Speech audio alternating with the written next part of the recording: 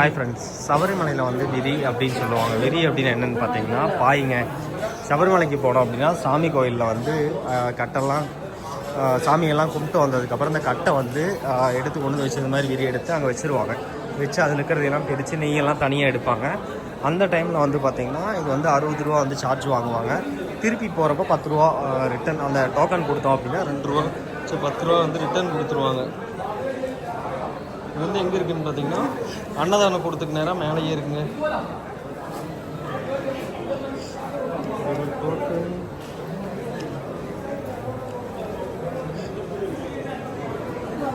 இதோட டோக்கன் எப்படி இருக்குன்னு பார்த்தீங்கன்னா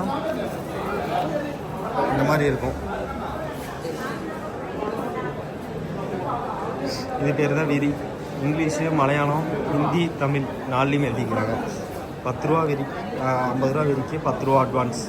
திரும்பி போகிறப்ப இது கரெக்டாக, ஏன்னா பாயெல்லாம் டைமில் தூக்கிட்டு போயிடுவாங்கல்ல, தூக்கிட்டு போயிடக்கூடாதுங்கிறக்காக 10 ரூபா வந்து அட்வான்ஸ் வாங்கி வைக்கிறாங்களா மக்களை. இந்த இடத்துல வந்து பார்த்திங்கன்னா நைட்டு 10 மணிக்குள்ள சாமி கும்பிட்டு வந்துட்டோம்னு வச்சுக்கலாம். அந்த டைமில் காலையில் அபிஷேகம், காலையில் நெய் வைத்தியம் வந்து பார்த்திங்கன்னா கும்பிட்றாங்க.